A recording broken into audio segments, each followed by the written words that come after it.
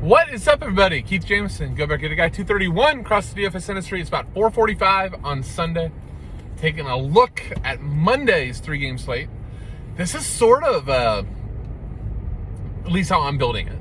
It's like a throwback all-floor slate, which probably will get crushed by like penalty kicks. Now that we had like a day without PKs, now it's going to be death by center back goals and penalty kicks. But way I'm building, the way I'm going to describe things is very much like back to the old school, like set takers, wide players, and let's see what happens. So quick reminder, like, subscribe, comment to the video.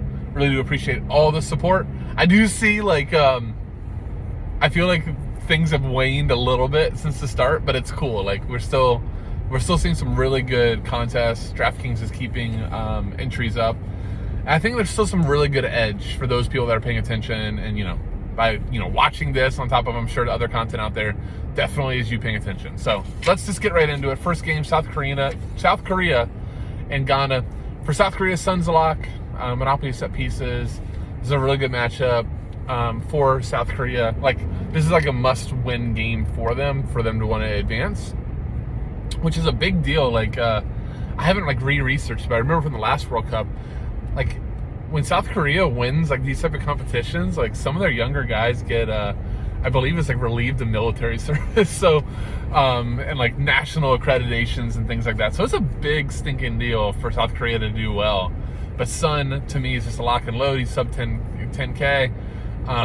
There should be a multitude of opportunities, a lot more than there was against Uruguay, who's very defensive-minded. Ghana should be a little bit more open. So I love him. I think the fullbacks for South Korea were really good. I don't have the names on me. Kim's. I know the joke was that everybody in the backline was Kim, so I can't go wrong with that. But at least the right back, Kim, that used to play for LAFC, I think he plays for Seoul now, something like that, in the Korean league. But he's really active. He was like 3,800. I was playing around with him in my builder. Sorry if the audio is going to get screwed up. I'm going through a little bit of rain right now, but we'll just make it work. I've noticed that the audio is much better when I just speak into the phone versus when I have the AirPods that picks up like a lot of interference. So we're just rolling.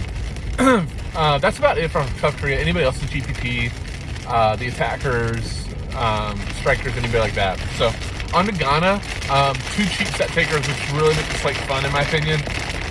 Kudos from Ajax, really talented young player. Man, this rain's getting bad. I really hope this is coming through okay. I'm just going to speak really loud as I go through. But kudos, very talented player.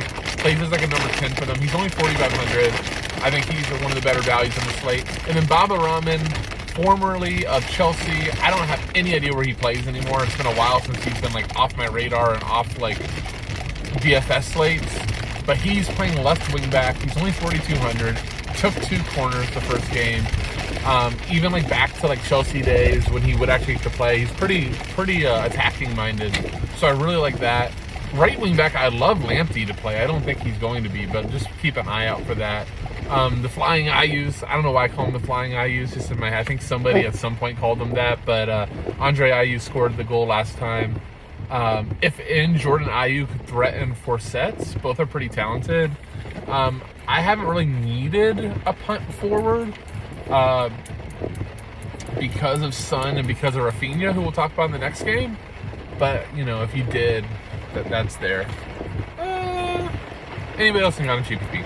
All right, let's go to the next. And that game's like South Korea is like plus 150. Brazil minus 225. First and foremost, no Neymar, no Danilo, taking on Switzerland. I think that line's high. Without Neymar is like everything to Brazil. And Brazil is obviously super talented, right?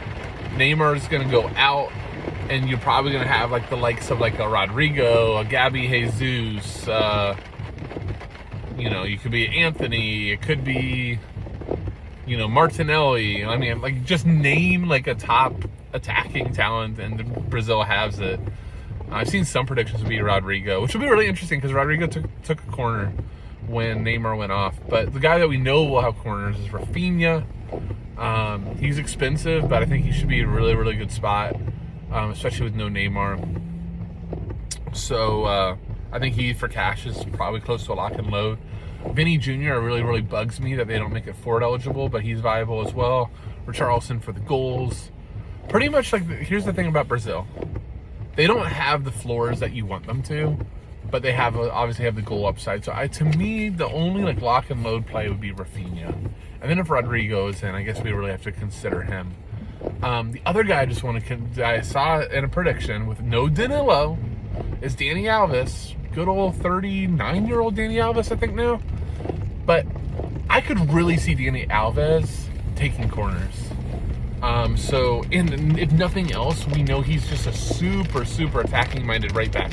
Very this version of Brazil. Like when they have Alexandro and Danilo playing, they're very like just letting the attackers attack, and they're there for, you know, support defensively. That's not how Dani Alves plays. Dani Alves is going to bomb forward, cross the ball a ton. So I'd really be interested. He's 6,100. I wish he was a little bit cheaper, but I'm super interested in him. I think a lot of people are going to play like Cancelo or Guerrero.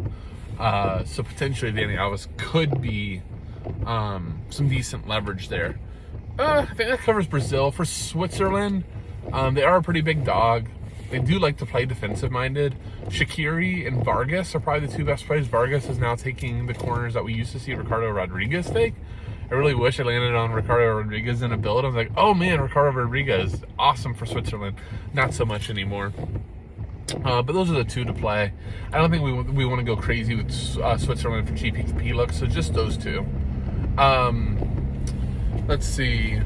Final game is Portugal and Uruguay. Uruguay, one of the least sexy favored teams ever in the last game versus South Korea.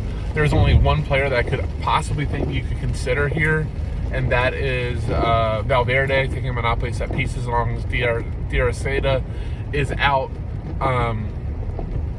or isn't playing. He didn't check in, so I would assume so. So he's fine in the mid-tier, but I'm not like going out of my way for Valverde at all.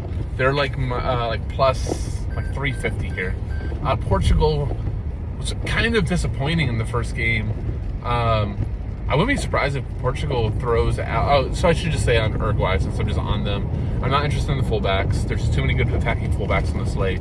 Valverde is it. If you want to play Nunez or Suarez, I guess that's fine. But they were just so porous attacking wise. I'm just not interested in them here, especially not waiting for anybody there. For Portugal, don't be surprised to see a goalkeeper change. I don't know if you've seen the video, but Diogo Costa had one of the absolute blunders, or almost, where I could see them switching to Rui Patricio. Wouldn't shock me at all. Fade Ronaldo on the slate. I didn't think he looked that great. He got lucked out with that PK. Uruguay's a really good defensive team. Portugal's not going to have nearly as many opportunities as they had. What will happen though with Uruguay pinching so deep is I think the fullbacks are going to be really active for Portugal. So Guerrero and Cancelo I really like. Bruno Fernandes, I think this is a good game for him. He was taking corners. Octavio can take, Bernardo Silva can take, Guerrero can take, but Bruno will definitely take some. Bruno to me is a top midfielder on the slate. But it's really Bruno and the fullbacks for me in cash is how I'm going to treat this. They're so deep attacking wise that like the Felix, Octavio, those type of guys are always going to be huge sub risks. The ones that aren't sub risks are really Ronaldo to like, the 80th-ish minutes, your fullbacks and Bruno. So that's the way I want to go. All right, that should do it. 3 games. Hope you guys are enjoying these videos. Again, if you are and these are helping, love nothing more than a like and a comment. And then if you want to join the channel, that is a great way to show your support as well. Thank you guys once again for watching. With that, I'll say good luck and see you.